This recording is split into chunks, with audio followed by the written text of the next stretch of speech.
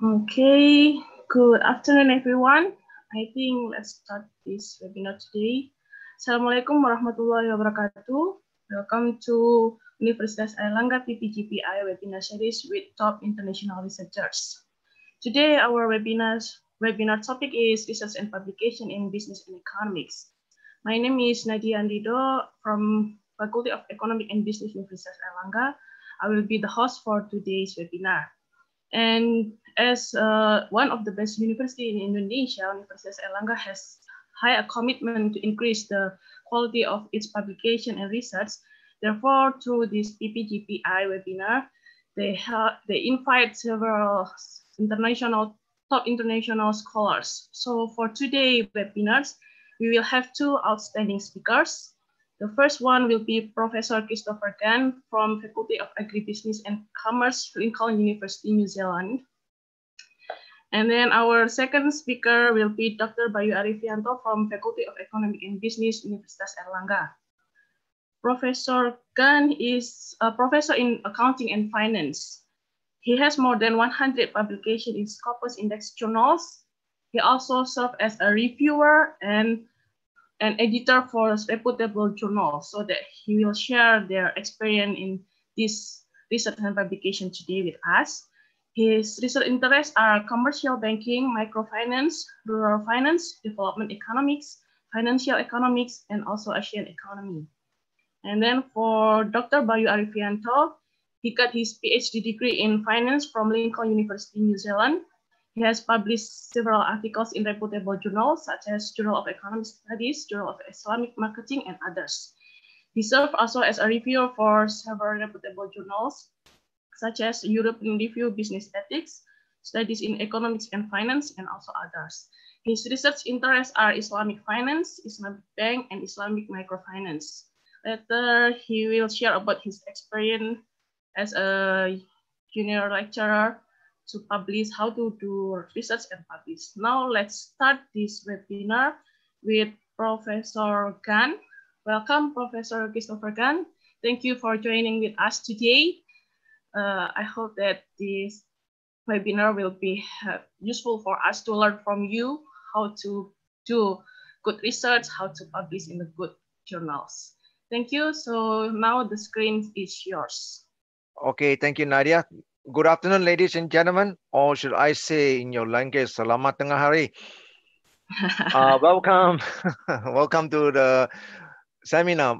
I will probably walk you through what is a publication and why it's so important in your career, and what are the milestones that you can get out from publication. So bear with me because I have quite a number of slides to show it to you, and I will also send a slide to Bayu, and he can share with all of you later on. So let me share my screen to you first.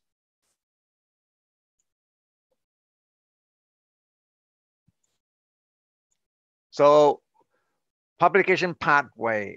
Every university today are trying to improve their publication record because they want their university to be ranked as high as possible. And the only way for you to get rank is to publish, and not just publish, but publish in journals that are acceptable by your university and the international community.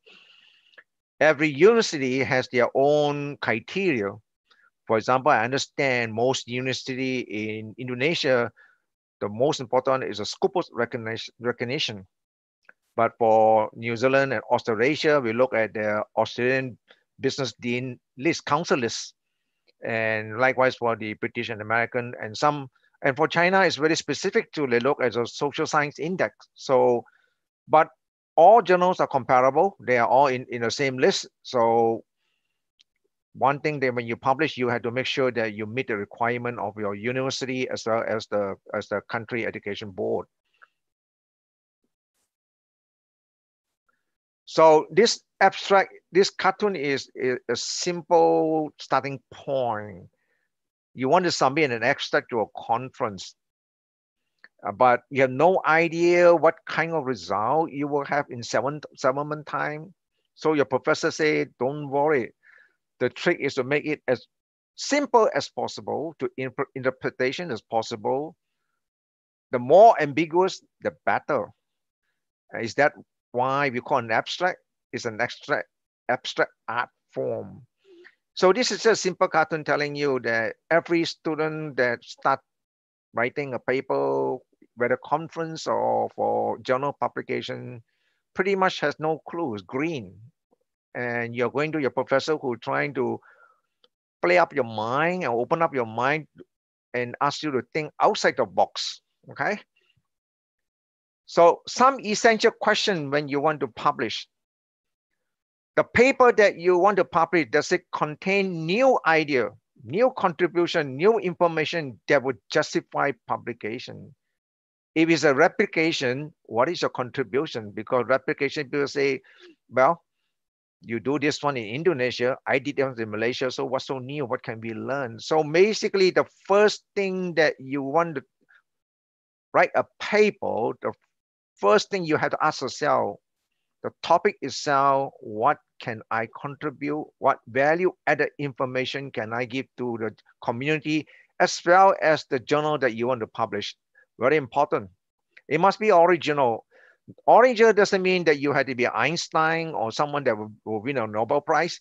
We don't. We all base our research on other researcher, but pick up on what other researcher done and what you can improve on what the researcher done to contribute our knowledge, understanding, and also findings.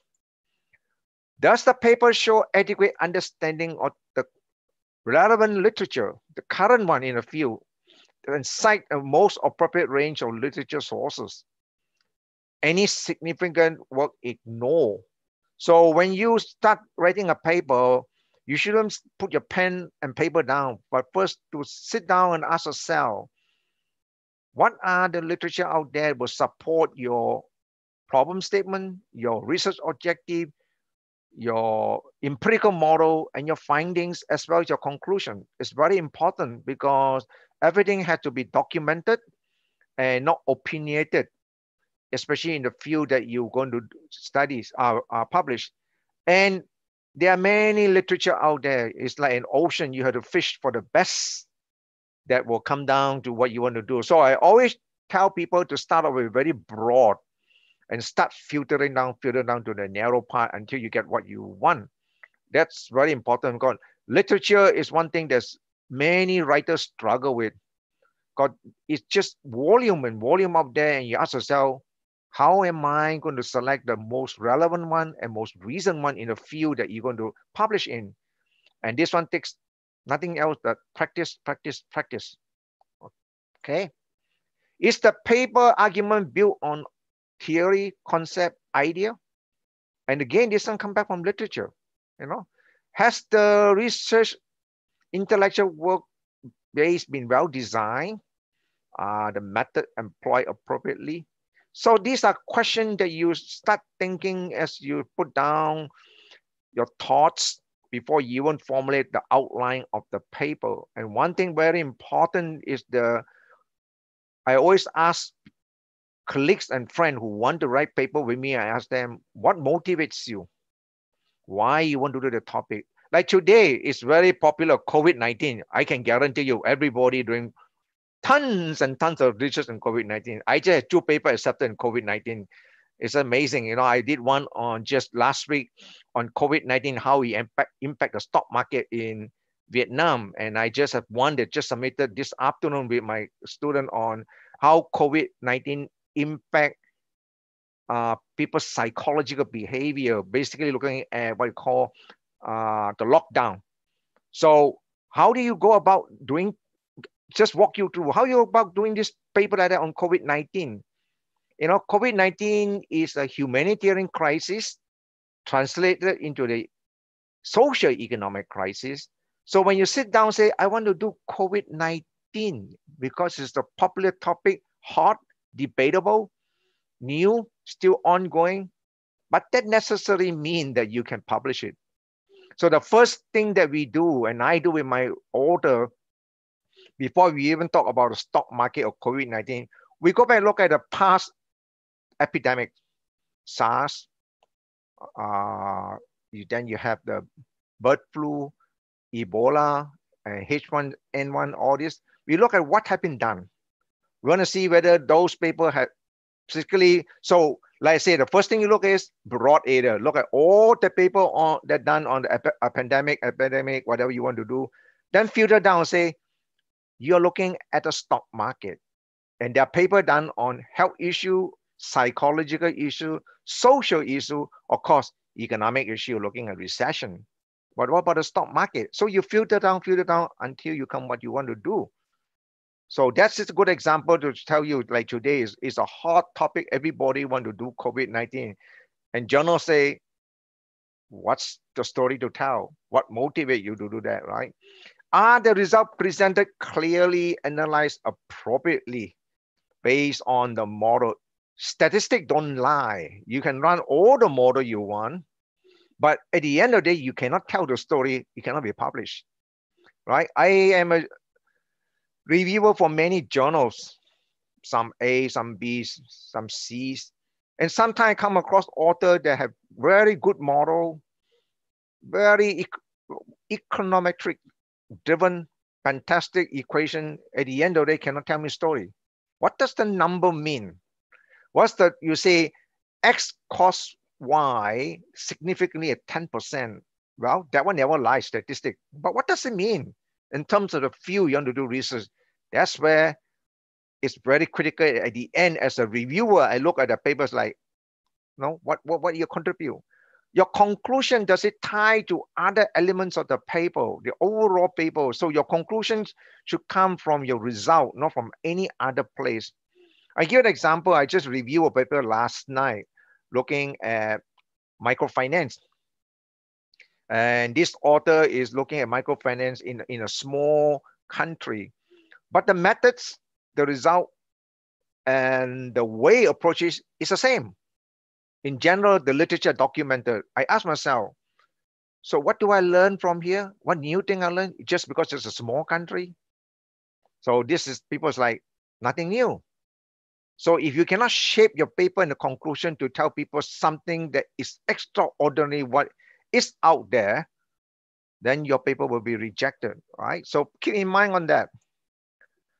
Some question, does your paper identify clearly any implication for research, practical, for society, and so on? For example, after the conclusion from your main finding, from your empirical model, what's the story? That's what people want to know.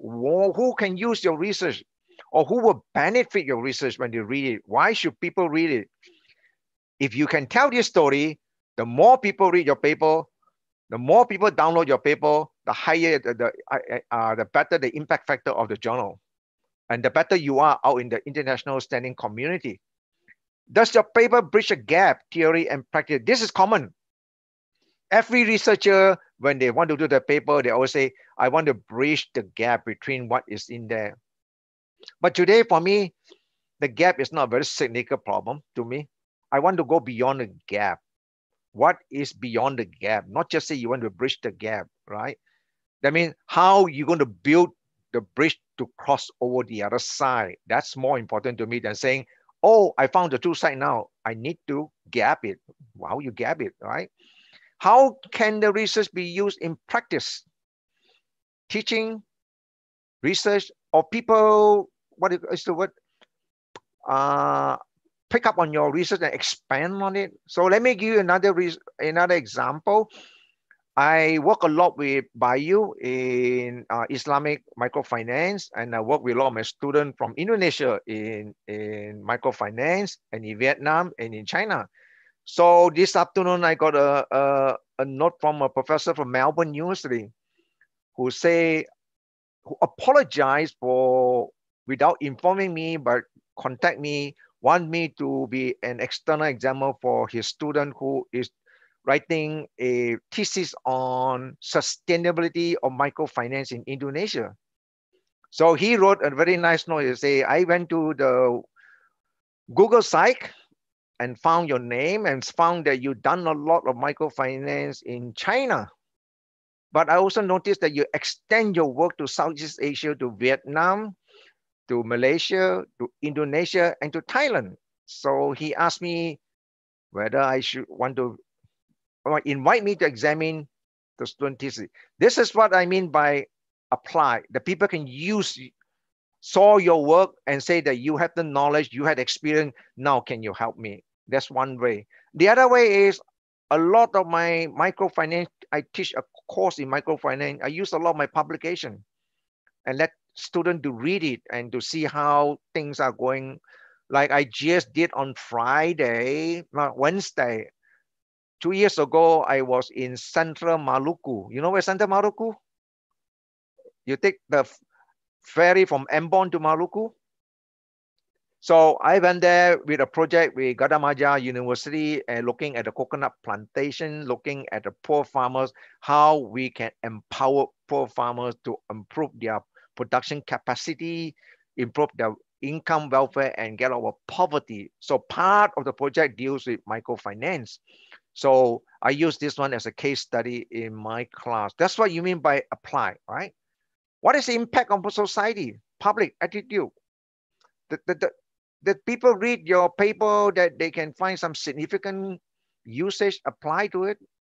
The implication consistent with the finding of your paper? So when we talk about implication, policy-wise, managerial-wise, practical-wise, they all had to come back from your result, not from other place.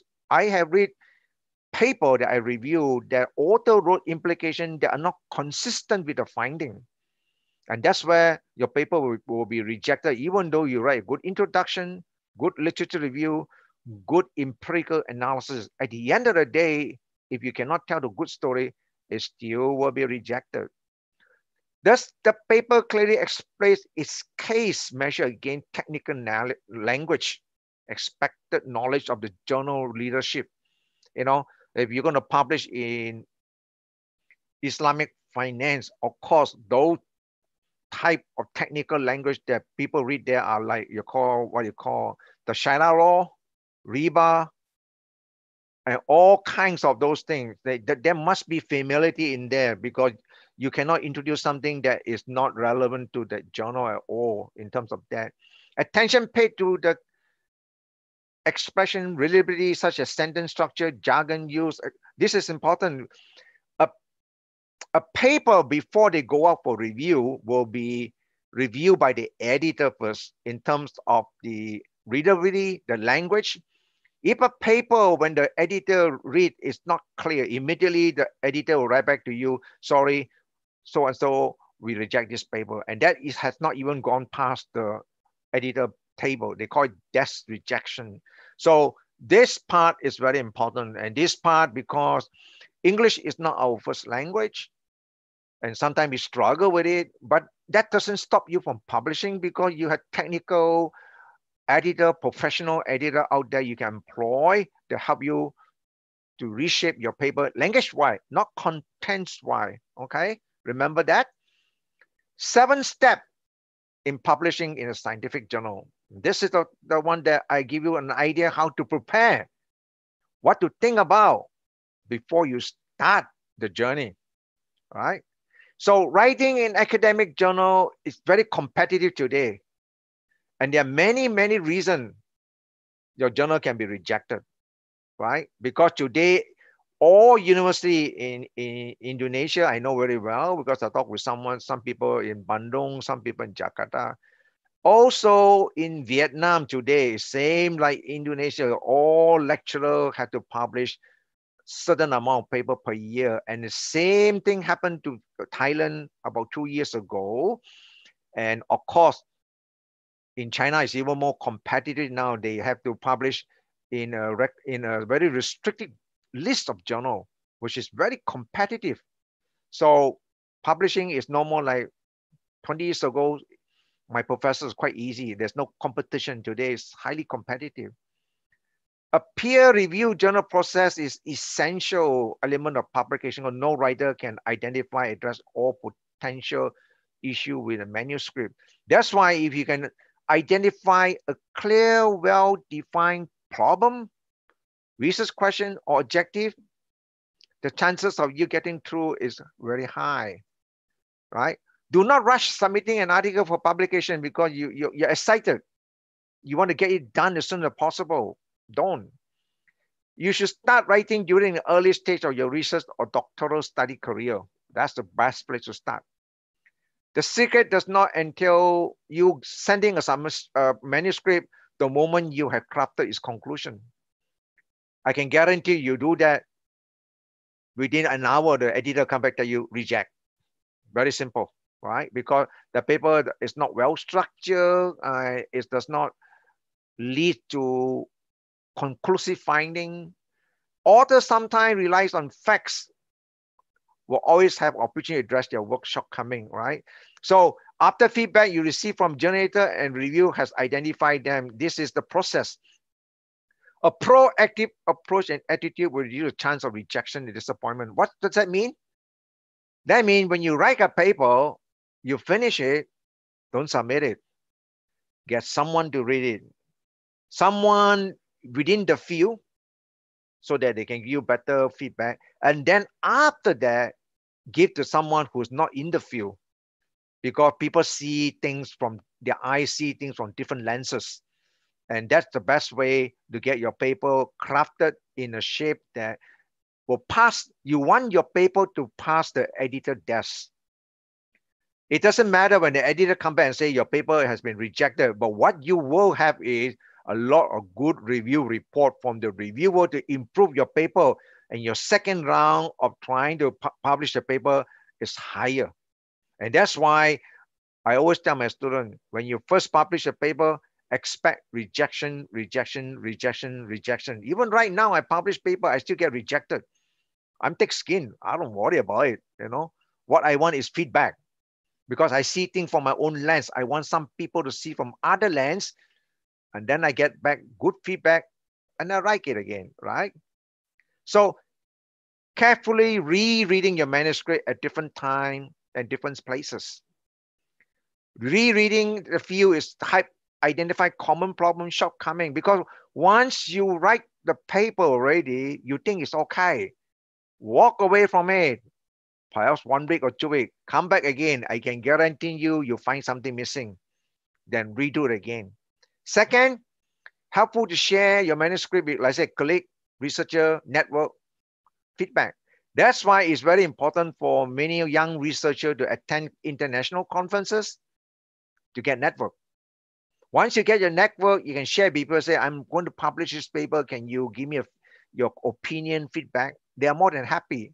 But you send a paper that people who do not know you, they don't reply. That's why conferences is not about just presenting a paper. It's about networking, building up your sphere of researcher with you, right? And also any selection manuscript that I would like review to be absolutely clear on it. Read the aim, scope of the target of the journal you want to publish. How do you know your paper fit the journal readership? And I always tell the student, look at 1 or 2 or 3 paper and see where most this author published in. Then you will aim for it. Because if you send a paper, like for example, you send COVID-19 on economic recession to a, say, Asian psychological journal, it doesn't fit, you know?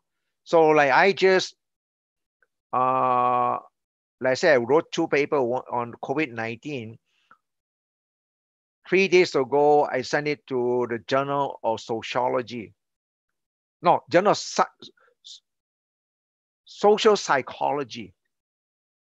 The editor came back very, very nice, wrote a 2-page and say, your paper reads well, blah, blah, blah, and then says, this is missing, but it's not the readership of this journal.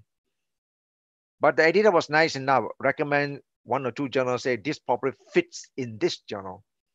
So you want to avoid this thing, because sometimes it can be delayed, or sometimes the editor will just say it doesn't fit this journal and say thank you, and they won't give you a suggestion. Some good editor will give it to you, like they did give to me. They tell me to go for the Asian psychological journal, which fits more better, because we were looking at social psychology, behavior of the pandemic, right? So this will improve your chances of having your manuscript accepted. Important step, download, absorb the author guideline.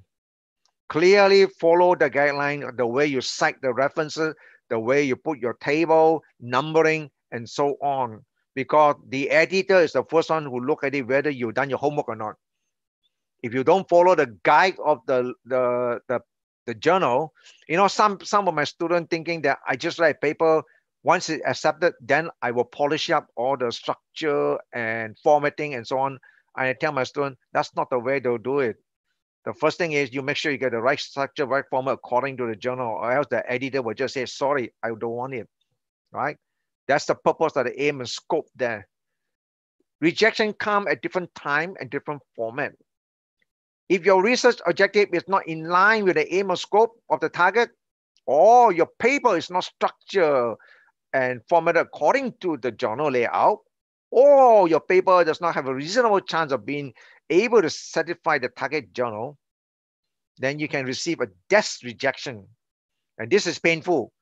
Desk rejection means the author write you a thank you note. That's about it. No feedback, no nothing. And that's painful. I always want to be past the desk rejection. Then come reviewer. They reject it. I don't mind because they give me good feedback. Desk rejection can be disheartening for author, making them feel that they have wasted valuable time and might even cause them to lose their enthusiasm for research topic. You know, every author, when I first published by myself, I got rejected. I was like, what am I doing this one? Why do I get involved in all this publication and spend so much hours and people say it's a piece of no good work and reject it? Then I learned from my professor, you had to keep on pushing, you sooner you find the door of it, right? The title should summarize the main theme of the article and reflect your contribution to the theory. Very important, the title must catch the eye of the reader. The abstract must be so well crafted, encompass the aim, scope, study, key problem, methods, finding, implication, all within less than 400 words. So abstract is not just like you just write the paper is this, and not at all today. The abstract must show your motivation. The abstract must show your problem. The abstract must show your what you call your method and a short summary. And writing abstract is painful, not easy. The key characteristic of scientific writing is clarity. Copy, edit your manuscript. Get someone to proofread. Professional editing is very important. An article submitted to peer review journal will be scrutinized critically by the editorial board before it's selected for peer review. That means the editor will read it. Does the language clear? Can my reviewer read, understand? Because why does the editor do this to you?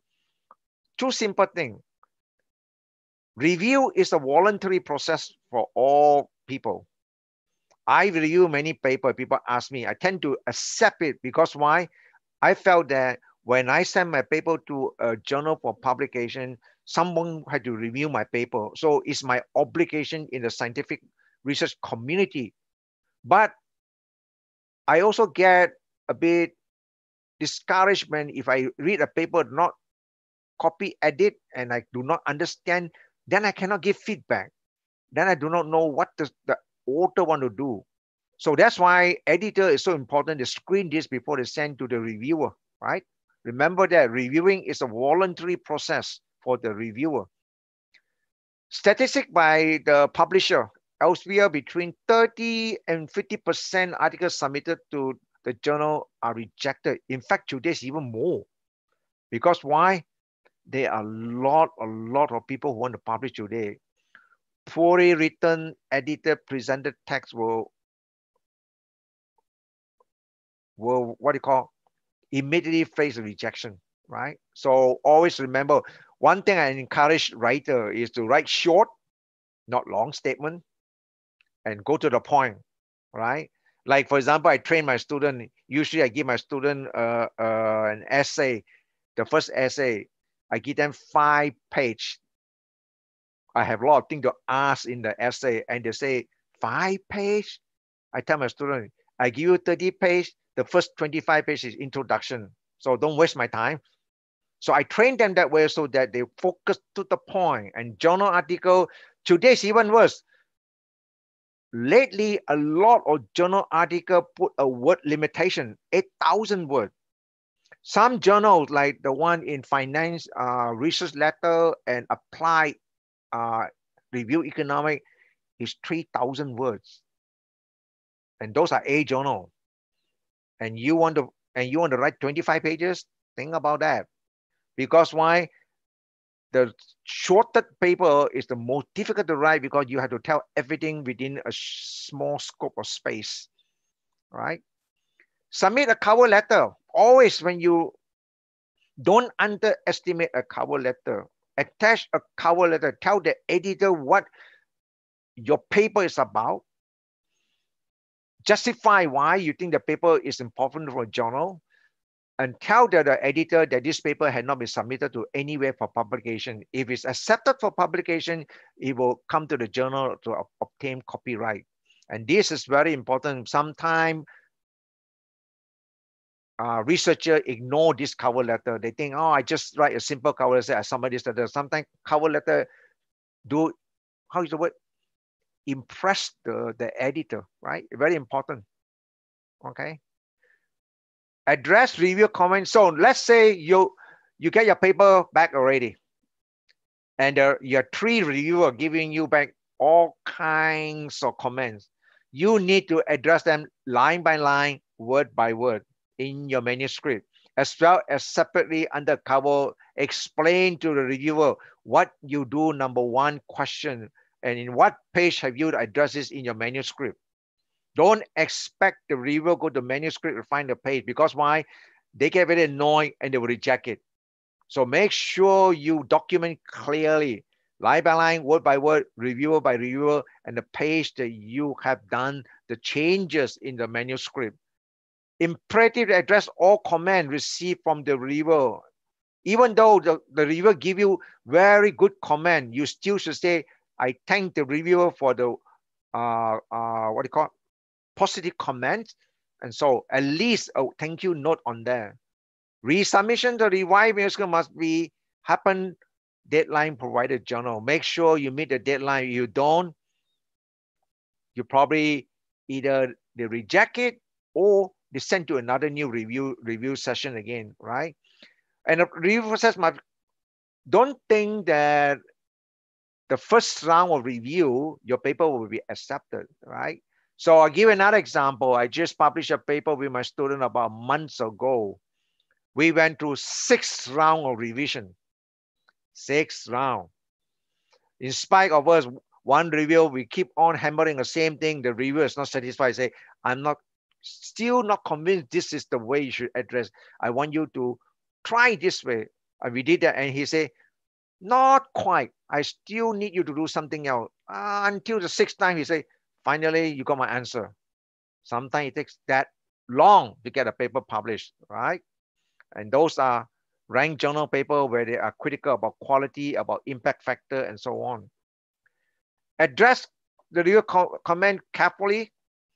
And also, the first is the revised manuscript, highlight all modification following recommendation. That means the second is a letter listing to the author. Like I told you, first address in your manuscript, highlight in the color. Second, under separate cover, line by line, question by question, tell the editor what you've done and in what page of the manuscript you've done that. And I can tell you, you will get very favorable response from the reviewer, because why? It makes them easy to look into it and come back to you, right?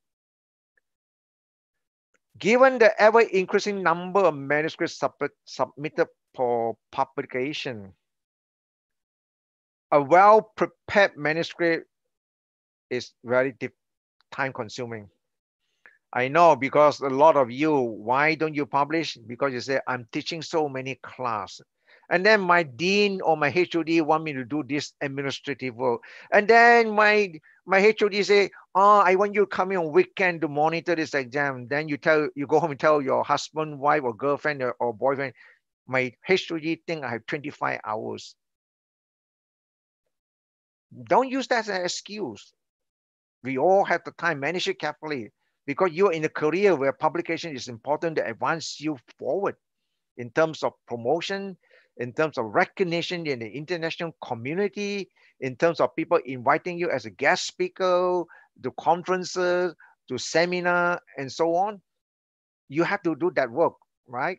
To build up your career that way. High impact journal accept less than 10%. And the A-star journal, less than 5%. You know, I look at A-star journal, the people who publish there are mostly a circle of people who know each other very well. And those are famous professors. So how you get into those circles? Attend conference, sit in their presentation, listen intelligently, ask intelligent questions, and then after that, engage with them, communication, whatever it is, you get into their circle, right? Scholar might have to resign themselves to having article rejected and reworking them. So don't feel discouraged when your paper is rejected.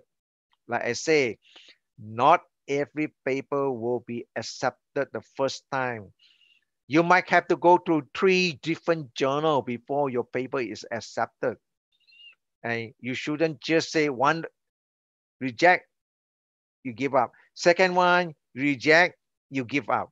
No, you keep going. Sooner or later, you find one that will accept it. Because why? Every time rejection comes in review, you improve, until there's no way to improve. They have to accept it already, right? So advice here is not exhaustive. It's also not difficult to implement, right? You just have to have careful planning.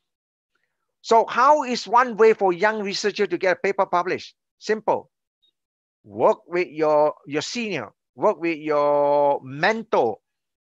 If you finish your PhD, work with your professor. Then you get a paper published. Work with them a few papers. You know, if you start publishing with your mentor, your professor, or your colleague, after 3-4 papers, your name begins to circulate around the community and people know you, the likelihood of your paper get desk rejection is very low. If they do not know you, they say, well, this is marginal, reject. So always, as a young researcher, it's difficult for you to get a first paper across the hurdle.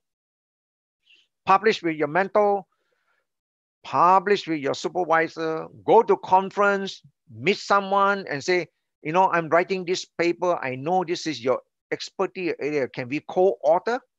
Most of the time they say yes, because why? They want you to do the work. They just do the marginal work, but you want their name to carry you through the publication. That's something you need to learn to go networking for people too, right? And networking is also important for what? Data. Data is very expensive today, not cheap. Even primary data you're going to collect, survey instrument, is still not cheap because time consuming. And also you make sure you have to understand whether the respondents are going to respond to what you ask, right? That's very important. Impact factor. An impact factor is based on how often articles are published in the journal during the previous 2 years, cited by article in a particular year, right? A higher journal impact factor, the more frequently article journal are cited by article. Why I bring this out? Very important for you. Let's say you're going to publish today in a paper called Journal of Asian Economics. The way to impress the editor is cite as many papers you can find in Asian economics that have done your area of study. Because why? The editor like it because that will improve the impact factor of the journal. And used to be is called the SRN. That tells you how often people read your paper, download your paper. Today is a ResearchGate. So when you get paper published already, first thing is popularized in the ResearchGate. Why is so important? Because many people will read your paper, review your paper, even cite your paper. The more they cite that, and the journal keep track of all this, called Publon, P-U-P-L-U-B-O-N. And they keep track of this. And sometimes the journal editor who noticed your paper have been cited a lot, they'll write you a very nice note and so on. So let me give an example. I wrote a book chapter, in fact, not even a journal article. with my student, published by a publisher in London. And we did the book chapter on bank regulation. The minute we published the book chapter, we upload to ResearchGate.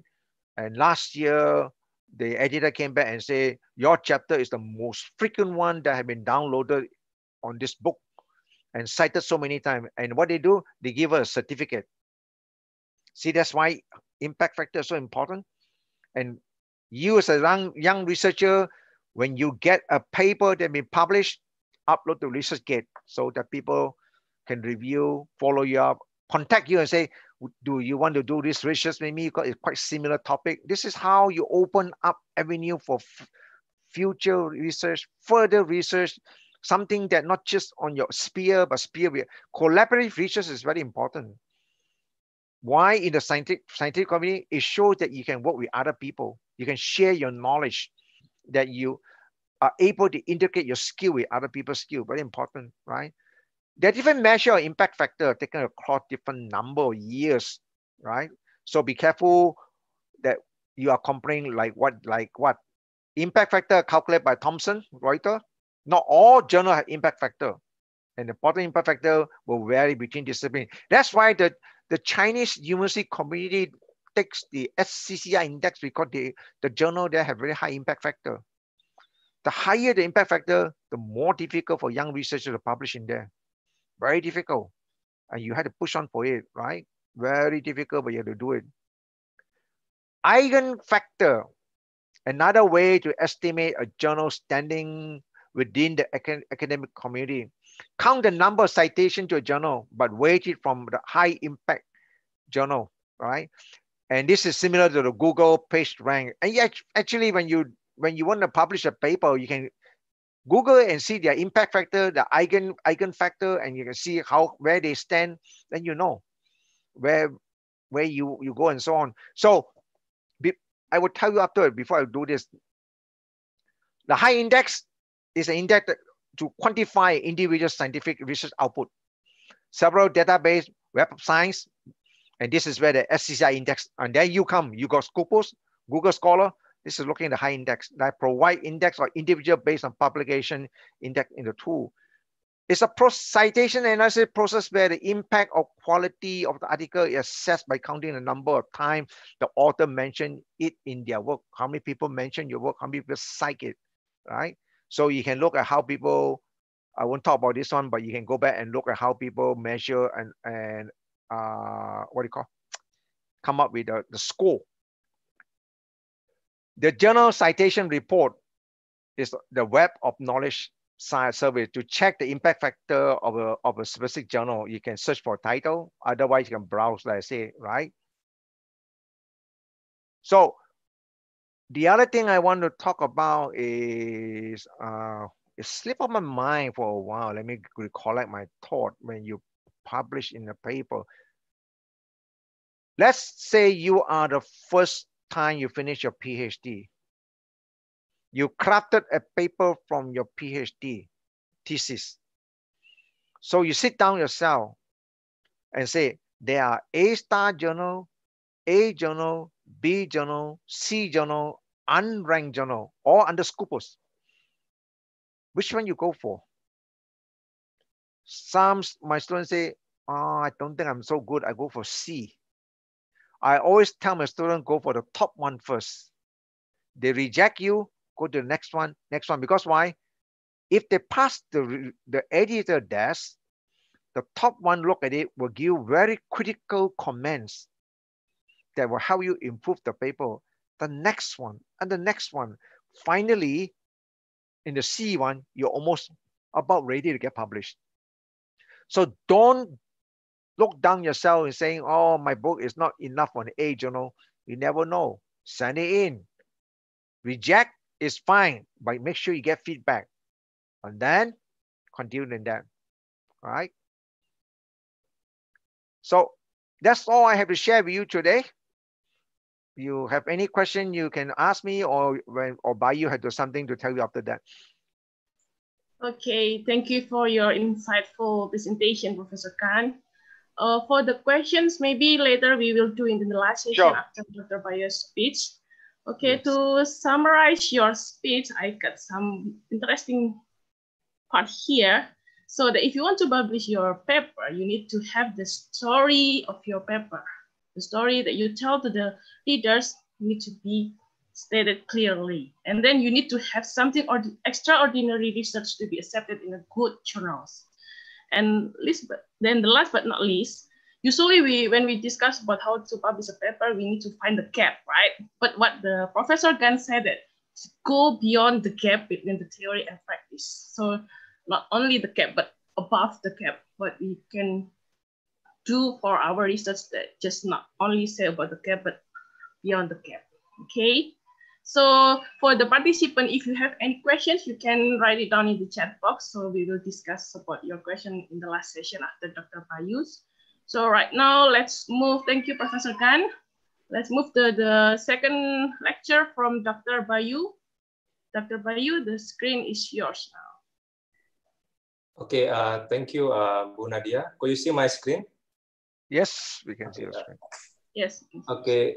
Thank you, Prof. Gan. Prof. Gan is my supervisor when I did my PhD in New Zealand, so I learned a lot from him. And I just want to talk about the research for early career in academic or for young researcher. So this is my outline about the data of publication right now, early career until the tips for converting or turning our thesis or dissertation into journal. So this is the data following by Professor Gan. So it is difficult to get into the journal right now because many people are aiming for the same journal, especially for the Scopus journal. So this is data from the Elsevier from 2015 till 2019. As you can see over here, the acceptance rate is below 15%.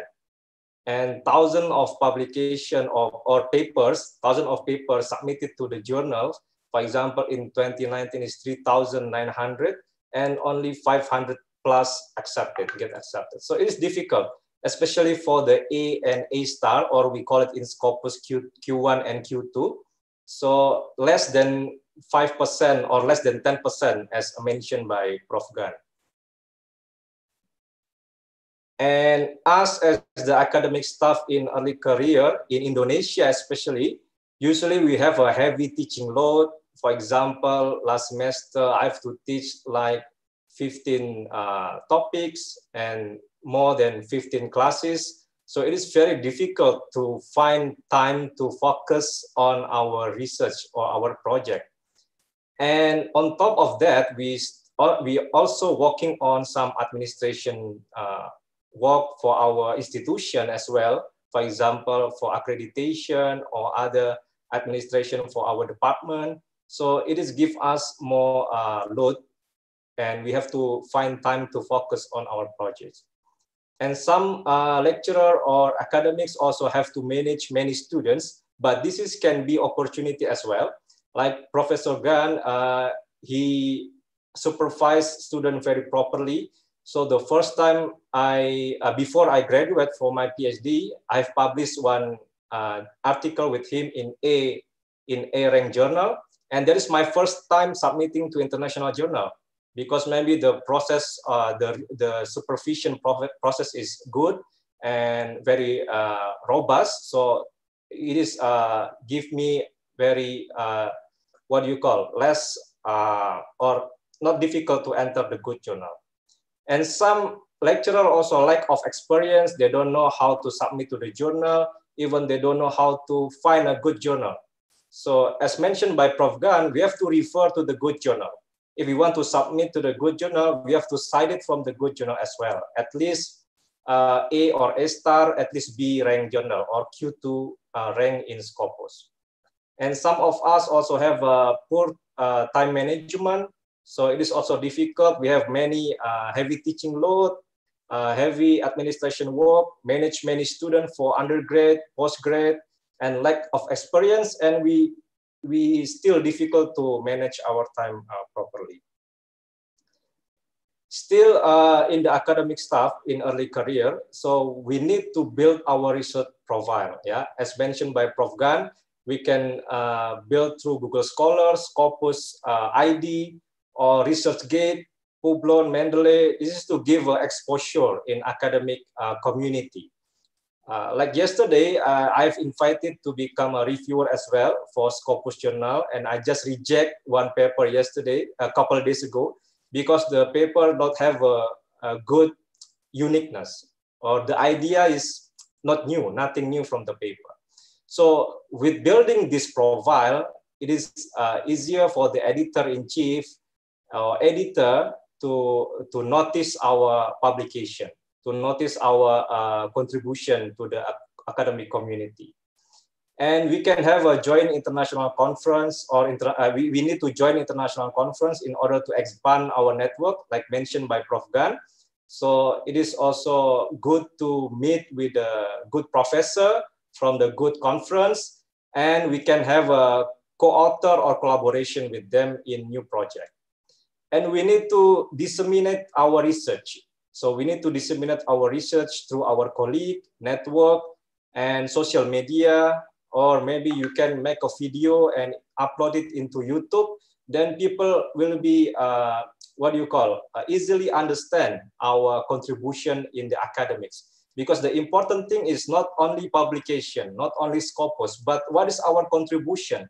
What is the implication for the society? How change people's life? How change the attitude of people, especially during this COVID-19 time? Then we need to have targets and goals. We need to have clear targets and goals. So in our research field and area, what area that we are going to work at? For me, I focus on Islamic finance, Islamic microfinance, Islamic bank, and Islamic capital market. So we need to expand as well our area to learn new method, to learn new database. And what is our target journal?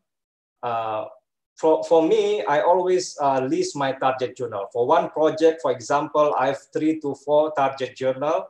So if one journal reject my paper, I can easily move to next target journal. How to find target journal? Of course, what journal that we usually cite in our paper or article. So that is our target journal. And we need to make sure that the journal is good, published by good or well-known publisher, for example, like Emerald, Elsevier, Sage, Taylor Francis, or Wiley. And the journal in the good rank, yeah. As mentioned by Prof. Gan, I think Prof. Gan have covers many things in publication area. He mentioned that we need to submit to the highest rank first, yeah. From my experience, I submitted to the A rank journal for my PhD work, and it took 11 months, yeah, to get accepted, and 3 rounds of review. And it's not easy. The question from the reviewer is very difficult, and that is my first time submitting to international journal. But if you have a good mentor, good coach, it is easier for you to answer the question and to give rebuttal comments if necessary. And you need to aim for the amount of publication. Yeah, of course, in Indonesia now, all uni or lecturer give target for the amount of publication quantity. So we need to focus on the quantity, but quality as well. Yeah, not only the quantity, because at the moment many predatory journal as well. So we need to be careful, and we need to check with the many indexes. From my experience, I always check with more than one indexes, not only Scopus. So I check with the ABDC as well, like mentioned by Prof. Gan, Australian Business Dean Council list, or SCCI, or any other index in the EU region maybe. So if the journal indexes in many index, so the journal, one of sign that the journal is good.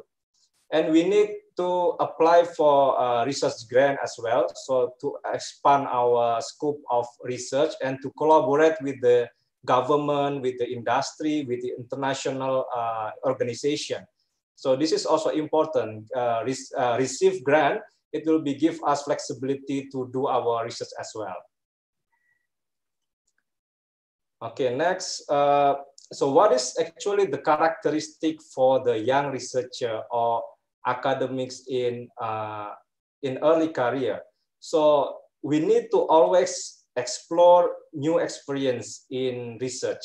For example, method. So I always try to use new method in my new project, and data or database. For example, in my PhD, I use the primary data, but right now I try to learn how to use the secondary data. So it is also good for us to learn something new and to have collaboration with our partners, with our colleagues.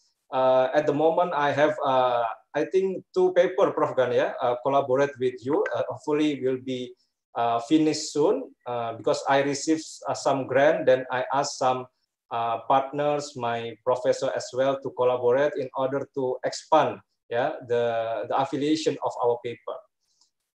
And we have to make sure that the area is still in our field, in finance or in economics or in marketing, still in business and economics. Then find new mentor or colleague for co-author.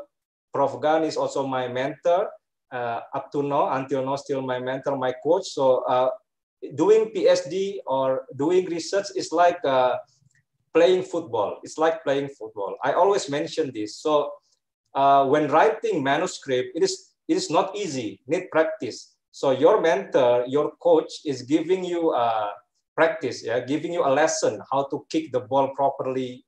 So by the time you will know how to write the manuscript properly, how to build your story in your manuscript or your paper. So it is good to have a new mentor or partner or your friend from the overseas to work together, so you can learn from them. Even from our junior in our uni, we can learn something new from them, so not always from the senior, so we can learn from everyone. Then be productive.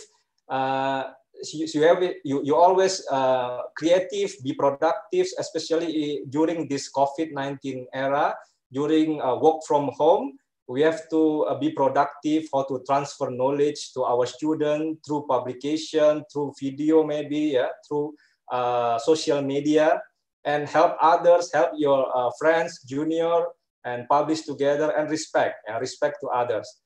This is very important to build our behavior, attitude, especially in our early career. And next, technique to publish. Of course, we need to have a strategic plan. I always make a yearly plan. For example, this year, how many publications that I need to publish, and in what rank journal, with whom, the partner, and what how many research grant maybe I need to apply. So this is important.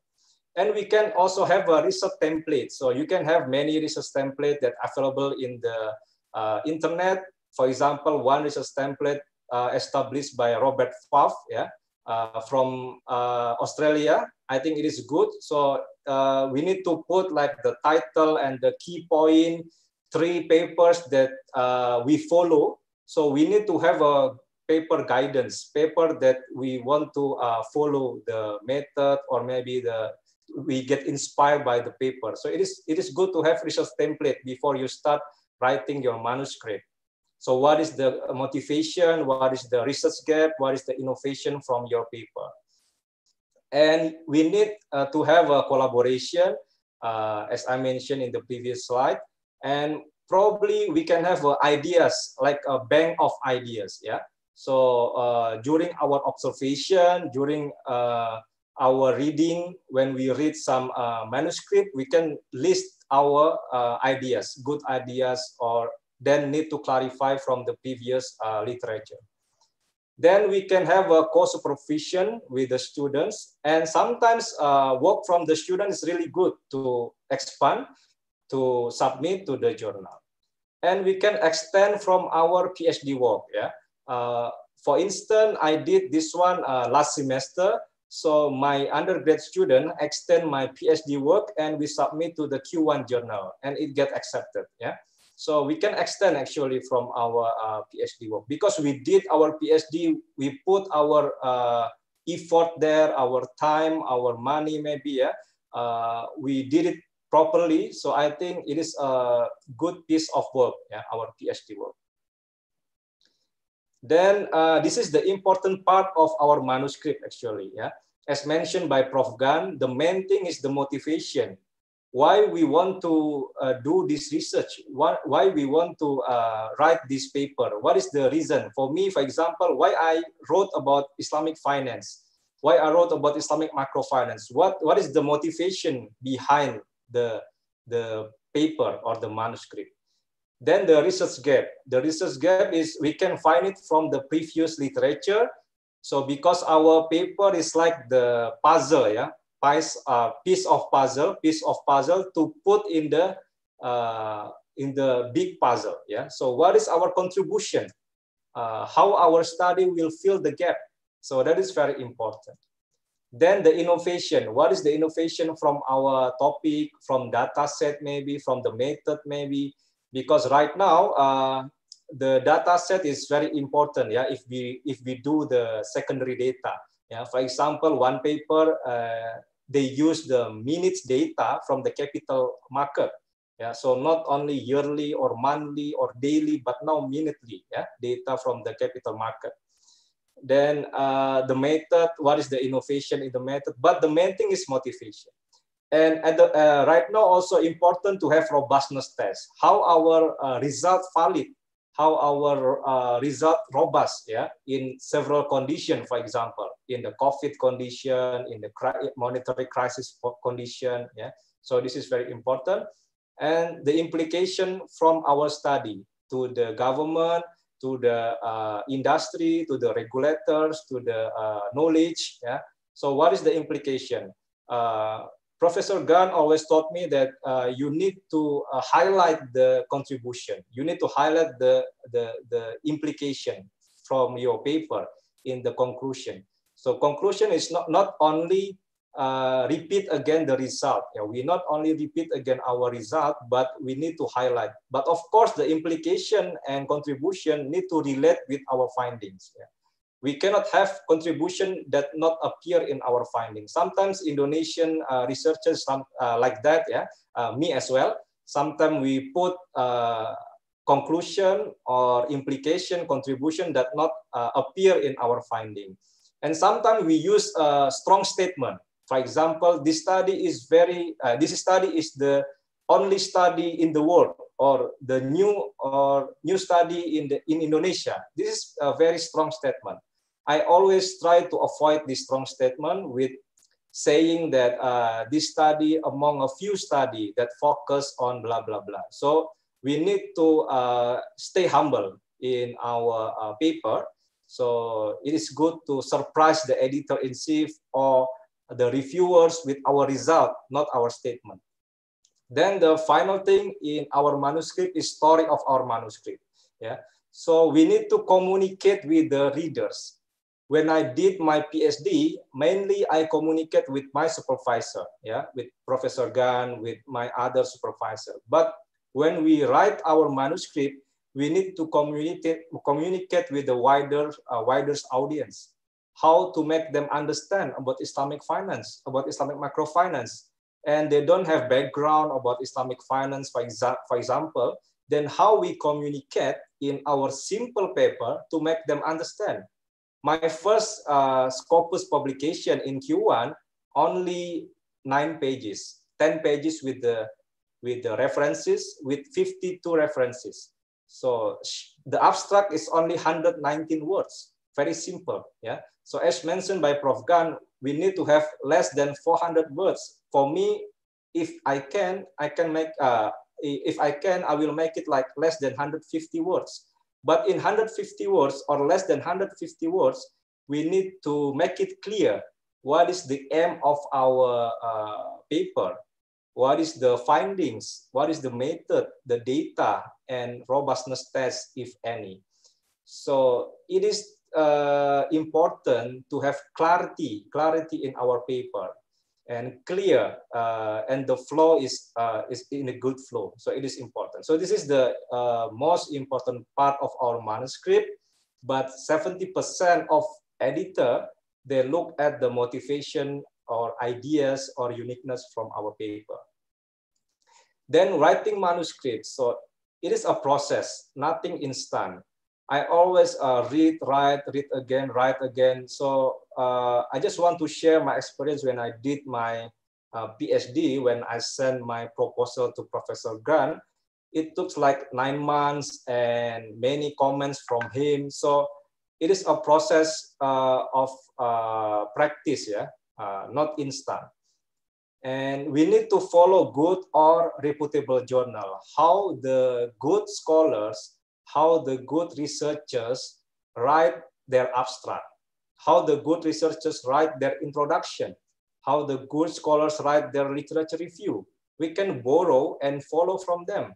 We borrow how to write the abstract, how to make the abstract clear. So it's not replicate, but we just follow the way they write the abstract. There is nothing instant, need a process. So I know that some of our lecturer, some of our scholars, they want immediately publish in a good journal, but there is nothing instant. Yeah, we need to learn. I'm still learning up to now. Well, I'm also juggling my time with the heavy teaching load, with the heavy administration work, but we still need to find time to practice in our writing. Yeah? Sometimes I print out the paper that I have write, and then read again carefully, then try to rewrite again. So it's not an easy job. And we can work with our partner from overseas in order to learn something from them, work with your professor, yeah, with your colleague, yeah, with your friend in overseas, and find good mentor or coach. I have mentioned in previous slide. Next, rejection is normal. Yeah, nothing to put in our heart. Yeah, as mentioned by Prof. Gan, rejection is normal. Even a well-known professor still receive rejection. Yeah, because the review process usually double-blind process. So only the editor-in-chief or editor they know who is the authors and send it to the reviewers. Then reviewers they don't know who is the authors, yeah, and the authors also they don't know who review my paper, yeah. So rejection is normal. I've shared that my first manuscript or my first attempt to submit to the journal, because it is from Ph.D.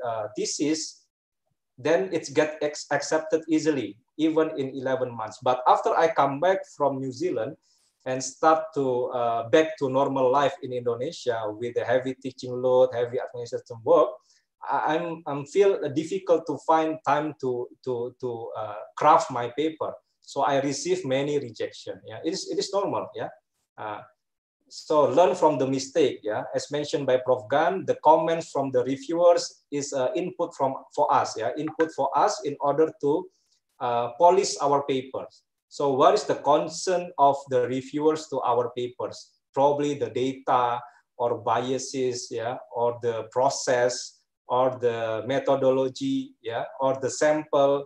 We can learn from the comments of reviewers and try to submit our manuscript. Yeah, after we finish with these steps, we just try, yeah, to submit to the journal based on our target journal. Okay, next. So this is the tips to probably converting or turning the thesis work or dissertation work, yeah, or maybe our current article. First, we follow or adjust our paper with the international journal standards. Yeah, not only the flow, but the small things like probably the tables, how the good scholars present the figure, how the good scholars make or pay attention to the details. Yeah, sometimes in the view of reviewers, if they start to find or notice small mistake, like for example typos, yeah, or misspelling in our papers, they can easily reject our paper. Yeah, so it is a sign that we are not working, we are not focused into details in our papers. Yeah, so make sure our paper follow the good or standard in the international journal, especially to our target journal. and we need to add literatures from the reputable journals. Yeah, if at the moment we still don't have literature from good journals in our manuscript, we can start to include the paper from the reputable journals. Yeah, try to find paper from Q1, Q2 journal or A-star rank, and from a good publishers, and related to our topic, then include in our article. Yeah. Last time I revoke, make a revoke to my student or undergrad student project, then I converted it to Q1 journal. Yeah, it is possible. Yeah, if we have some students, we can work with them. We can adjust the format or the type of the work. We can convert it to the Q1 journal. And we must verify again our data, yeah? The process to have the results, to have the findings. It is important to make sure everything we run it properly, the methodology, the process to get the findings. Yeah. Then we need to summarize and polish part that have been separated in our paper. Yeah, we make sure that the flow is good. We can send it to the proofreader as well. Yeah, as mentioned by Prof. Gan. The English is not our first or native language, so we can send it to the proofread service, or I think many publishers like Elsevier or Enago or Emerald, they have a service for the authors, so we can send it to the publisher or to them in order to have a proofread process. And make sure the writing flow is interesting and good. Make sure we can impress the editor or reviewer in our abstract, in our introduction, and also in our main of manuscript. So from the view of editor or from the view of reviewers, when they are not interested with our abstract, they won't continue to the next part of our manuscript. They won't continue to the introduction or to the literature review, yeah, because there is nothing new. And as I mentioned in the beginning, yeah, one journal can receive thousands of paper in a year, yeah, and they need to reject more than 90% from thousands of papers. So it is what do you call a heavy load from the view of reviewers, and they need to do it quickly, yeah. So if the abstract is not interesting, they can easily reject, yeah. And the reviewers sometimes in the different mood, yeah. Sometimes they are in the good mood, in the bad mood. So we have to consider that we can impress them, yeah. We can give something new in the body of knowledge. I think with that, I close my presentation. Thank you, Bu Nadia. I over to you. Thank you. Okay, thank you for your excellent presentation, Dr. Bayu. So if I get from your presentation is that when we do a research, don't do it alone, right? Do collaborative research, as what Professor Gan also mentioned, work with your mentor, work with your professor, and work with your college. Okay, now let's go to the questions and answer sessions. We already got several questions from the participant. Okay, here, let's start from question 1 to this question is to Professor Gan from Suresh Kumar from Syukur IBA University, Pakistan. The question is that as I'm working on case study but still confused regarding attractive topic and the starting of literature from other papers, would you suggest something as I can get rid of this problem? Okay, maybe Professor Gan. Okay. You are working on a case study but confused regarding attractive topic. The question I have is why you use a case study in the first place. Case study is by alone is a different kinds of method to answer your research question. So are you using a specific case, general case? Like for example, my student can look at say constraint of credit for farmers or rural household, then I can say I'm doing a case study based on Vietnamese rural household. So you got to be very specific. What is your intention of using the case study? Why you use the case in the first place? Why not just in general? Does that help to answer your question? Okay, thank you. So maybe if Mr. Suresh Kumar, if you still have any questions, you can write it down again in the chat box to answer the question from Professor Gan, why in the first place that you do the case study. Maybe we can move to the second question first, Professor Gan. Okay, for the second question is from Ahmad Kusuma from Universitas Airlangga.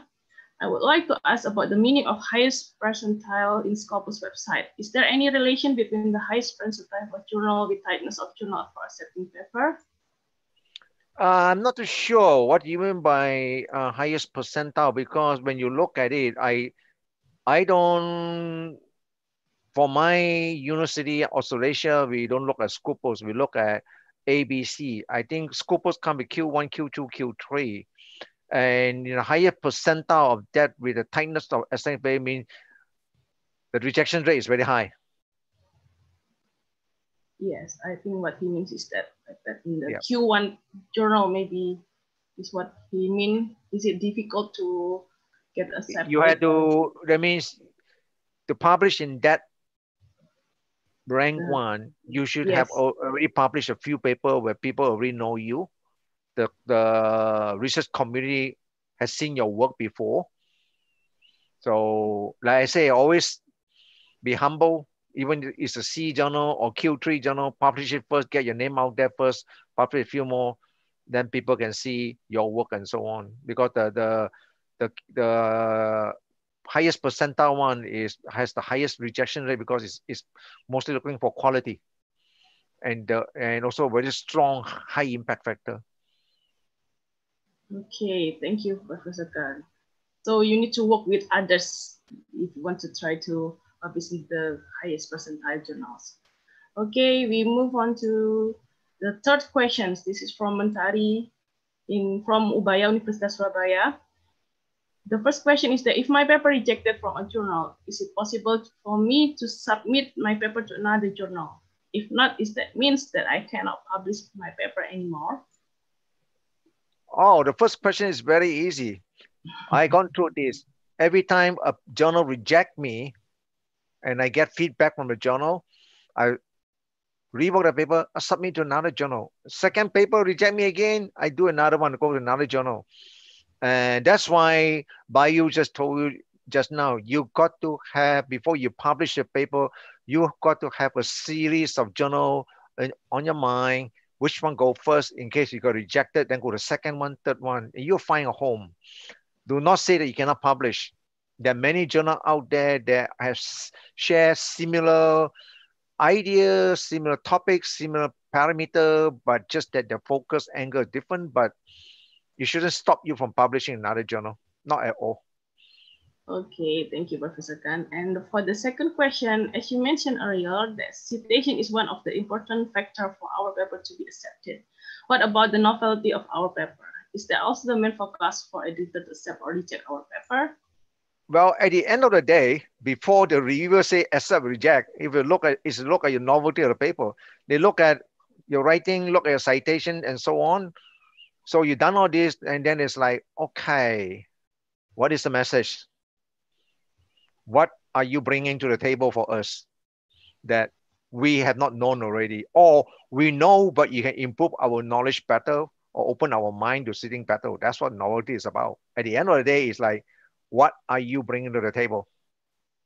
Okay, so that's the third question from Mentari. Thank you, Professor Gan.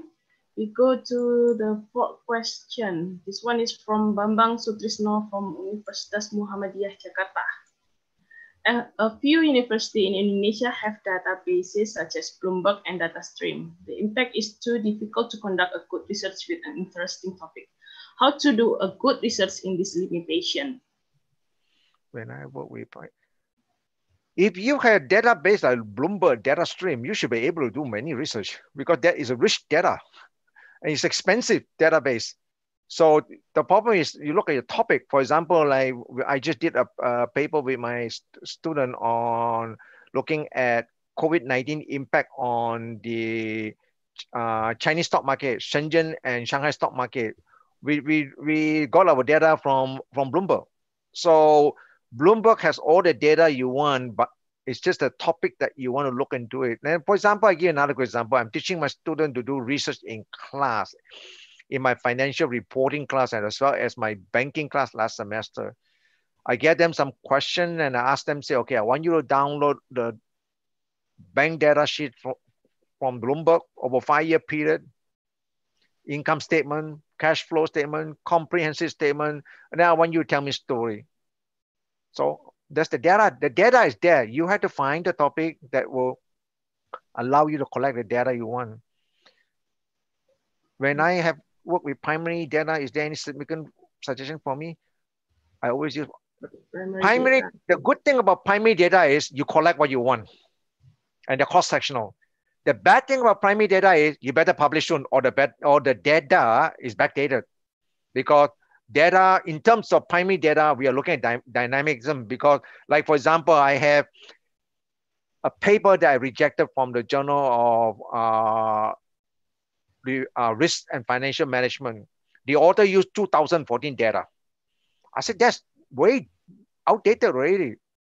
And 2014 to now is 2020, things have changed. You can't tell me new story. The good thing about primary data is you collect, you do immediately, and that's rich. And usually reviewer like it too, right? Reviewer like it. Like I just finished online survey with some respondent looking at the psychological impact of lockdown during this pandemic. So we shape our paper already. We sent out to one journal. It wasn't favorable, but it gave us some good review. So we redo the paper. We're going to send out again. So primary data is good. I like it. I do a lot with primary data. You collect it. It shape your paper. Secondary data, sometimes you're missing data. You have to do simulation to get the data. Or if you're missing data, incomplete, you can't do it. So both data set has good point, bad point. Okay, thank you, Professor Gan. So if you need to choose which one you prefer, primary data or secondary data? I do both, because primary data, you got to be very good in writing survey questions, because I had done this so many years. So this become part of my strength to write survey, to collect the data I want, because the survey data that you want, the question that you want to ask in primary data are shaped by only two things: your research problem statement, your research question. Then how to get the statement out there is through the literature review. For example, you ask yourself, you collect primary data, are you going to use binary choice? Yes, no, like a scale. If you like a scale, you can 5-point scale, 7-point scale, 9-point scale, or you're going to use a non-forced choice, where participant had no choice but had to just take 1, 2, 3, 4. If you use a 5-point scale, you have a neutral point scale. The question is, if everyone check neutral point, what can you do? How can you then reverse the data and so on? So you got to be very good in there in terms of primary data. Okay, thank you, Professor Gan, answer. And then we next to the question 5. This is directed to both of the speakers today, Professor Gan and Dr. Bayu, from Sanju Kumar Singh from Universitas Airlangga, and he is currently the Ph.D. student. So how we can publish our paper in top-tier journal within limited time? Bayu, you want to go first? Okay, I think it depends. What do you mean by top tier? Top tier, in my perspective, in a good journal. I mean, in finance, for example, Journal of Finance, Journal of Banking and Finance, yeah, or Pacific Basin Economic Modeling. It is difficult to publish in the good journal if we don't have experience, or we not collaborate with a good professor or good colleague or mentors. For instance, my case is I submitted to the A journal my first time because I did it with my professor, Prof. Gan. Then he already revised many times my proposal, my papers. Then when it's submitted, still receive revision, 3-time revision. It's not easy. And I think nothing instant. So we need to follow the process unless you are maybe working with the very top tier professor as well. Then the professor help you a lot to polish your papers, to make sure all the data, to make sure all the methodology good. So I think that's possible. But the thing is, I just want to say that when working on our paper, we learn something. We learn how to write. We learn how to focus on details. We learn we learn new methodology, new database, new questionnaire. Like Prof. Gan said that my PhD thesis, my questionnaire is around 19 pages. Yeah, 19 pages, and it took like several months to pass the ethics committee. Yeah, before it's distributed to the respondents. So I think we need to follow the process. Okay, maybe can you mention like exact how many months that you need to prepare all the things? For me, 11 months for the review process. Months. But to prepare the manuscript is 1 to 2 years. So it's not easy. The preparing manuscript is one thing, submitting to the journal is another thing. So it can be like 3 years, 2 to 3 years for the good journals. For the amateur like me, for the beginner like me. Okay, thank you. So from the point of view of Professor Gan, you cannot rush. That's one thing for sure. Time is an element.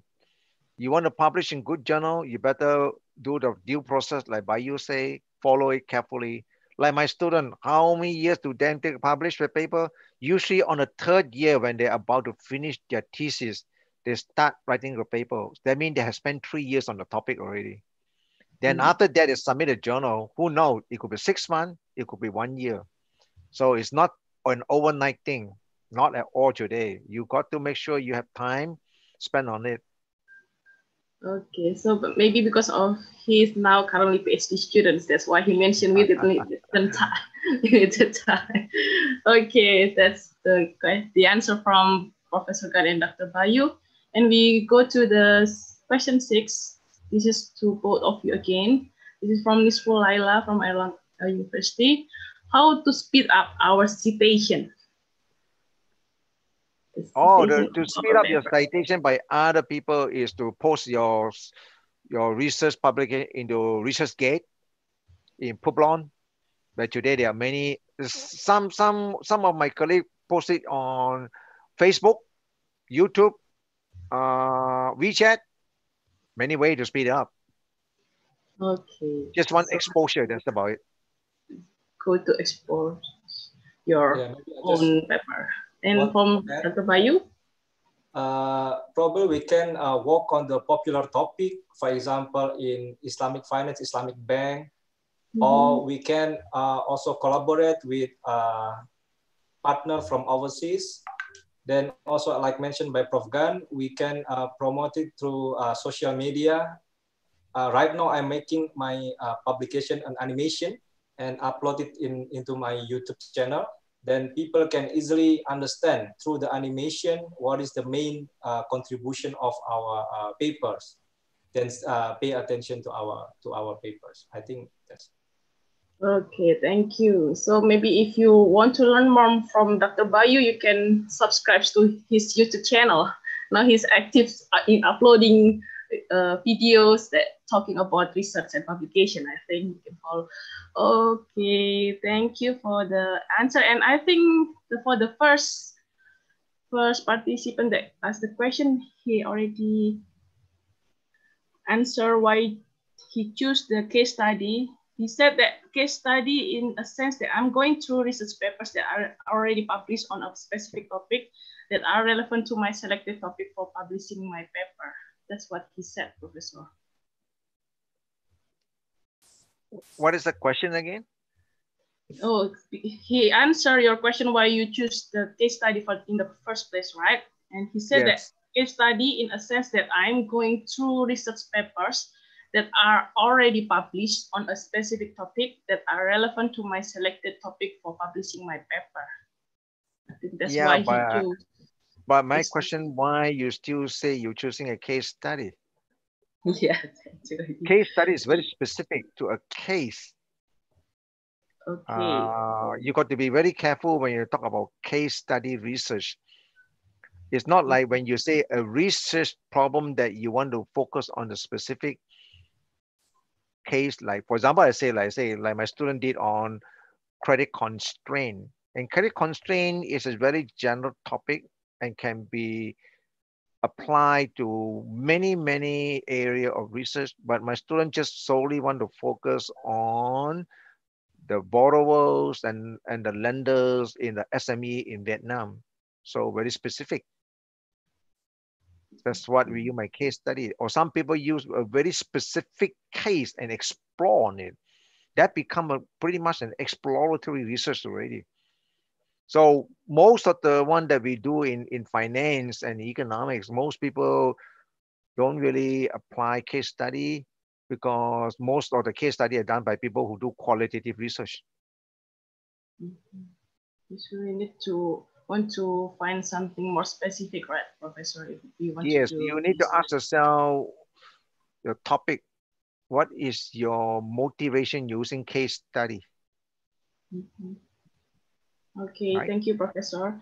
And we have several more questions here. Maybe I will read it for you. This is from Rizka M. Ervianti from Universitas Airlangga. What kind of tools to measure validity and reliability for secondary data, since there are credibility issues from the institution who publish the secondary data? So the tools to measure validity and reliability for secondary data, Professor. You mean clarity on secondary data? The tools to measure validity and reliability for the secondary data. The like tools. Bayu had told you already, when you use secondary data, especially time series model or panel model, you have to do a robustness test to validate that your data actually answer exactly what you have done there. Today, it's not like previously when people just say, okay, you're done, this is fine. But people say, how sure are you? Prove it. So you have to do a robustness test. A robustness test is another method to run the data, give the same result. Unlike for primary data is easy because primary data, you use the convex alpha to test your validity and reliability. But for secondary data, you better run your robustness test to make sure that your data are free of error, free of biasness, and conform to what you want to do in your first model versus your robustness model. The result will be the same. If the result is not the same, you got to tell people why, right? Thank you, Professor. And then we go to the next questions from Deti Nur Fadilah from IPNI International Business School. This question is directed to both of the speakers today. Okay, could you please suggest me how to add originality or novelty for PhD research proposal, which could attract the potential supervisor? So how to add originality and novelty of PhD research proposal? That's the first question. Maybe how to add originality, you know what? and This is a topic I had to share in 2 weeks' time actually. How to write a proposal that will attract supervisor or what? Is that what you're asking? How to add maybe how to write the originality or novelty of PhD research proposal so that she can attract the PhD supervisor to become her supervisor. It's the same process writing journal. You write, I get a lot of application. People write in and tell me, I want to study under you. They show me this topic as I read their proposal. Then I like, it looks very familiar to me. Huh? So I run it, turn it in. Then I realize this is cut and paste. That's no good. There are other people who write the proposal in and they cannot communicate what they want to do. Not clear. There are people who write and communicate, and I write to the students like, but this is nothing new. You just want to do it in another country. So what story can you tell me? At the end of the day, it's almost same writing a proposal to try to find a good supervisor. The supervisor going to invest 3 years in you. time-wise, what can the supervisor get out from you at the end of the day? What you bring to the table again? Because 3 years time, things change. Your topic must be able to follow the dynamic of time too. It's not static. So yeah, I can see the student problem and also probably frustration, because to write a topic to convince a supervisor, it takes a lot.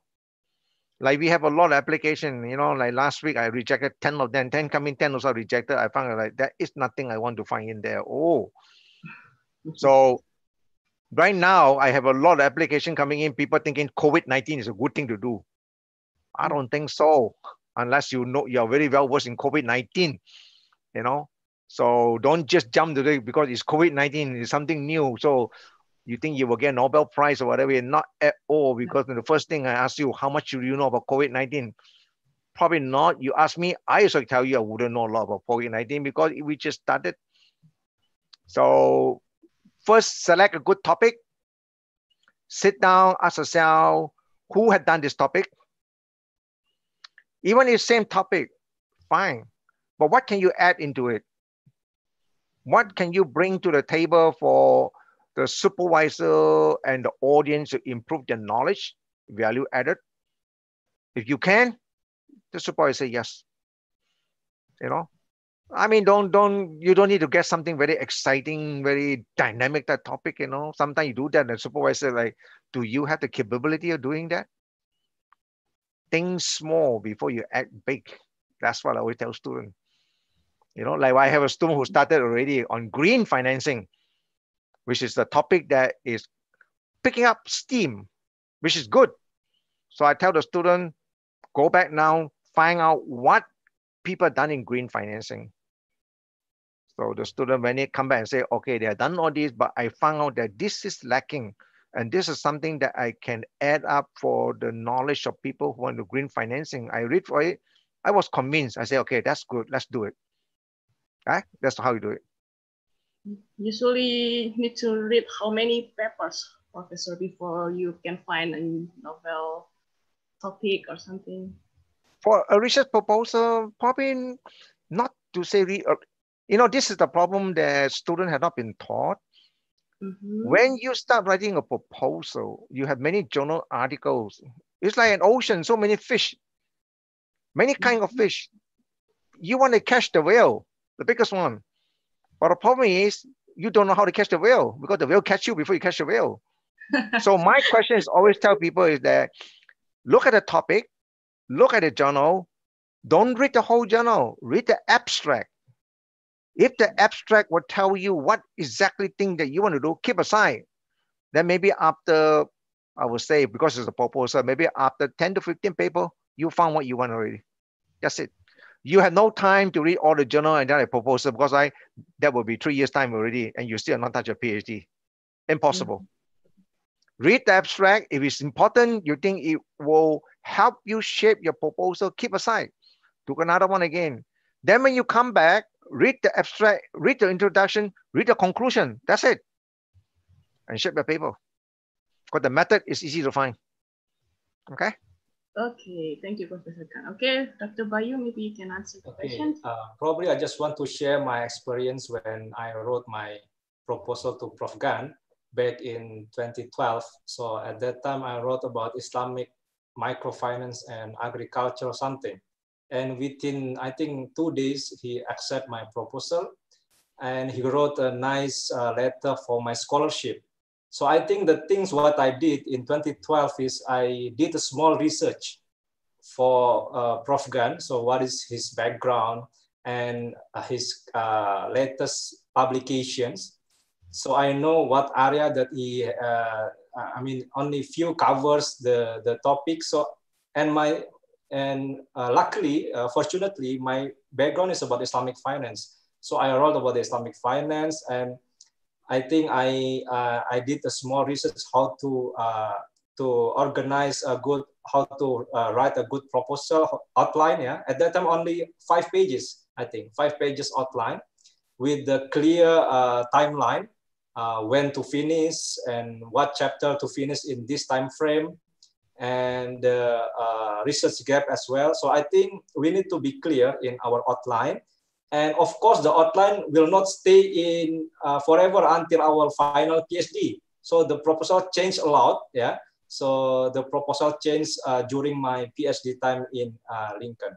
So I think we need to do the small research on the supervisors, our future supervisors. What is the background? What is the field of research? Then we try to fit with ourselves, because like mentioned by Prof. Gan, our supervisor will be like 3 to 4 years with us. So we have to make sure that we like the topic and same the topic with our the interest with our supervisor. So we can have a novelty there.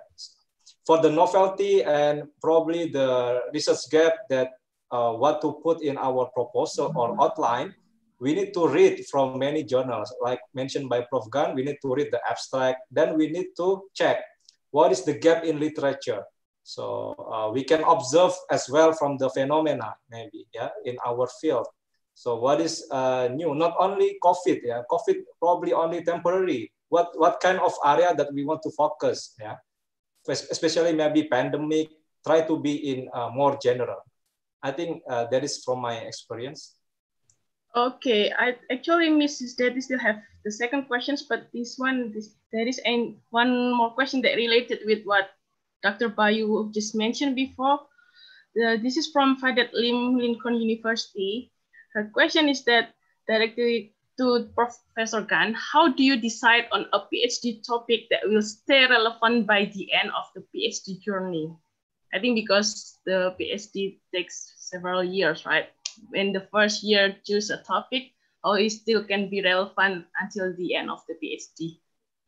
How can we choose the topic? One more time, what do you say? Starting your PhD, then? Yeah, when she start the PhD, she needs to choose a topic, right? And how Yes. can this topic still relevant until the end of the PhD journey? I mean, for 4 years that this topic is still novel or still good to the literature. So this is a challenging thing for students to keep up with what is going on currently. They have to keep track of the recent journal published in the area so that they can modify their thesis when they move along. You know, so like, for example, some of my students now working on, say, let's see, it's another person who works on, now just finished on a climate change, and we just had an exam last week because the student had finished. So the examiner say, how are you going to move forward with this topic then? You know, and she was good. She said, well, because of COVID-19, there are many uncertainty, and climate change is going to be another bigger issue topic out there, impacting a lot of farmers who are now facing a lot of loss of income and so on.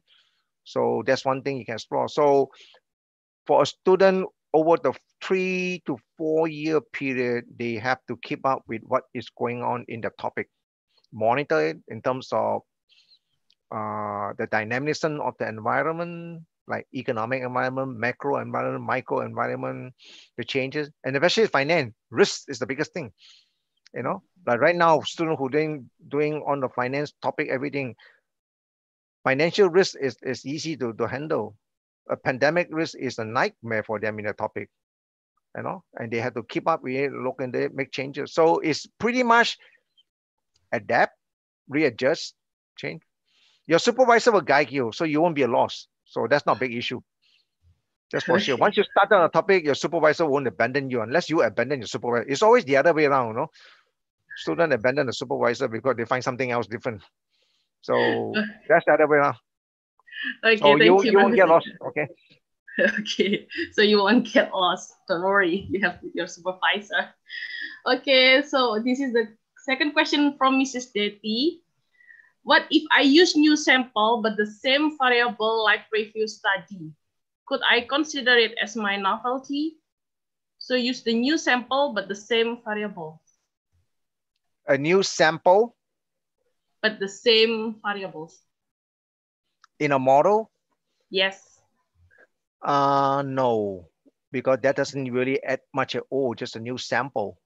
You know, a new sample is what? Could be your sample size bigger, or you could be a more homogeneous sample, or could be a more heterogeneous sample, or your sample skewed to the left and right. Your result with the parameter doesn't change much. Usually people say, what new parameter I put into my model? You know, because the current model is out there. You just put in a sample size, improve it, and they say changing a sample is only probably will improve or not improve or make it worse, mostly on the coefficient of the variable. But you put in new variable, it's a different story. You know, like my student, all of us borrow a model for previous study.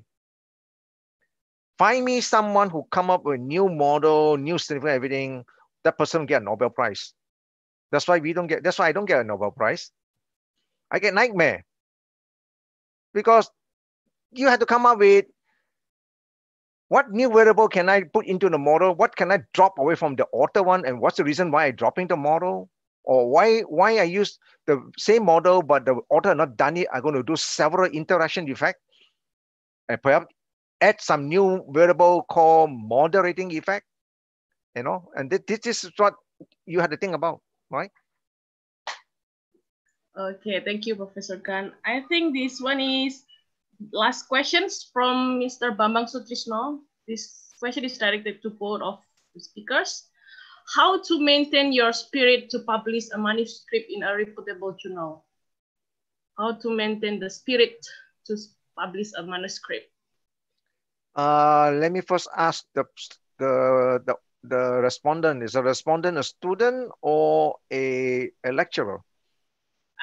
Okay. He's from Universitas. I think lecturer, yes, lecturer. Lecturer, maybe, probably he is a lecturer.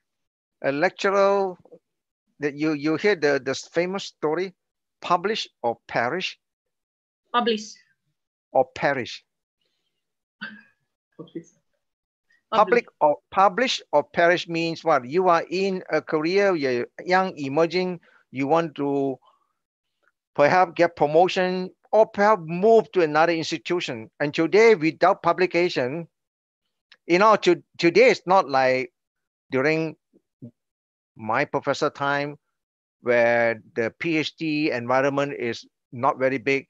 Today, many PhD students, before they graduate, like my PhD student, on average, before they graduate, they publish 2 papers. So you are a lecturer down there and you're going to apply for a job there, and this student also apply for a job there. You have 1 paper, this student has 2 papers. Who you think the people will take? No. So publication is it's not only just for career, not for moving from one university to the other.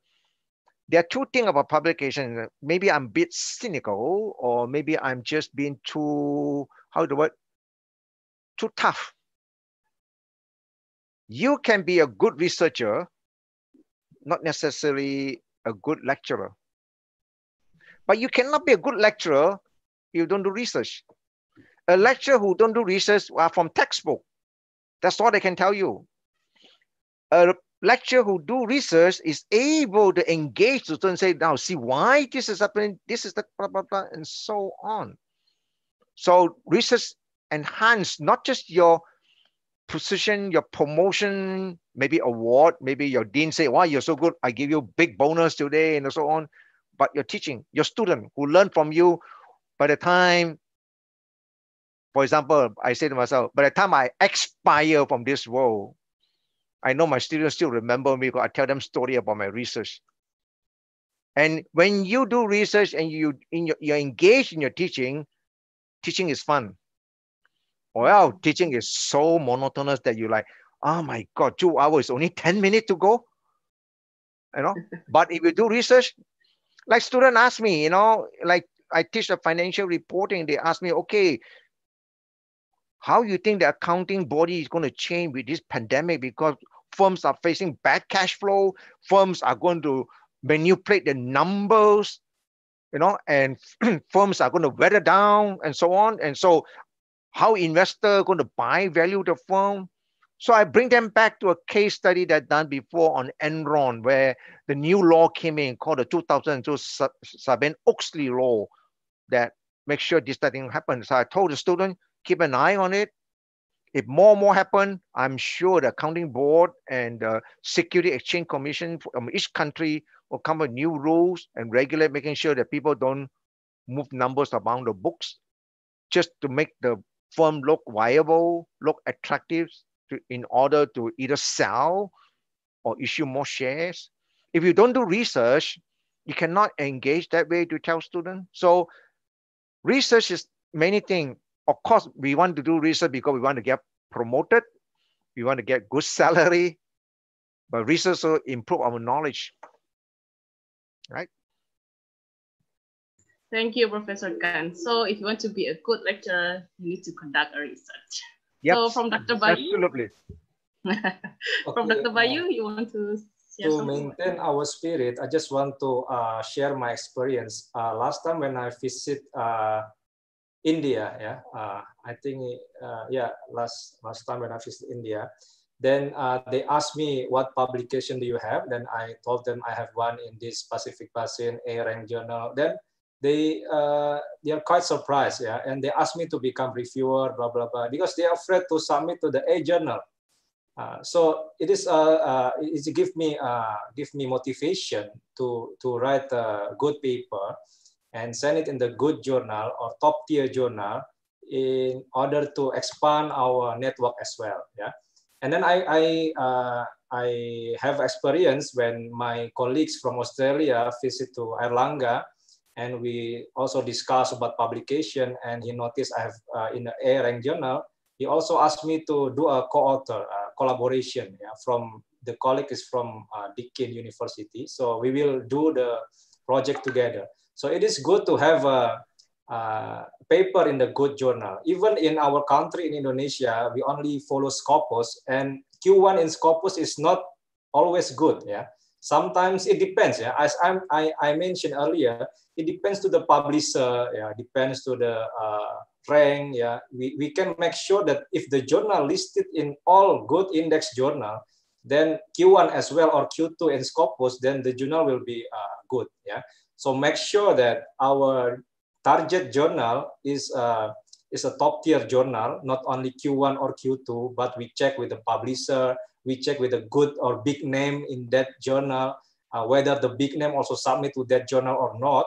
Then if we get accepted to that journal, then we will get more exposure for our network, for our academic community, because the scholars in the overseas will look at us and will notice that we had experience for producing a good paper, because they know that it is not easy, it's not instant process. As I mentioned in the beginning, that my first manuscripts, I did it to prepare my manuscript is 1 to 2 years, then another 11 months for review process. My second article with Prof. Gan is 9 months in review process.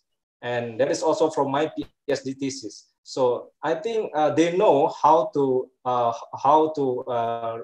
we write the paper properly, and they ask to collaborate with them. So it is good to have a motivation to maybe still have one target for the good journal, but we also feel the target of the university. So we need to manage our time and our targets. In one thing, we manage how to achieve the university target, but we also have a portfolio for ourselves. If we have a good publication portfolio, it will be a good point for us. And good, we can learn a lot from the process. I think that's all for me. I think when you do research, there's another way to look at it.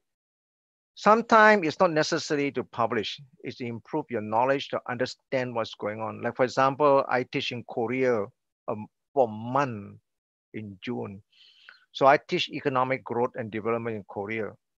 So I take the initiative to first study the economy of Korea and so on. Then I realized that I need to do more research about it.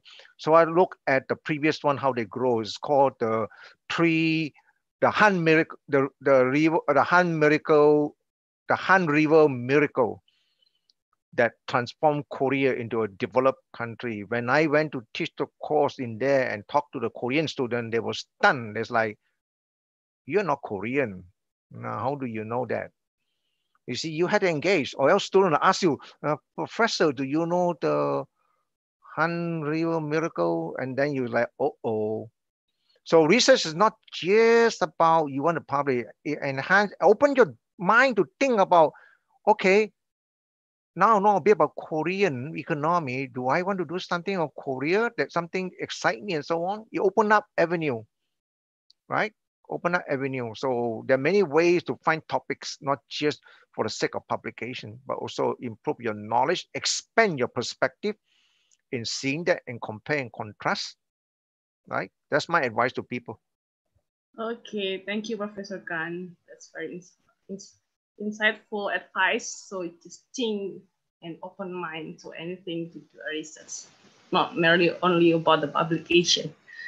Okay, so I think that's all for the questions and answer sessions.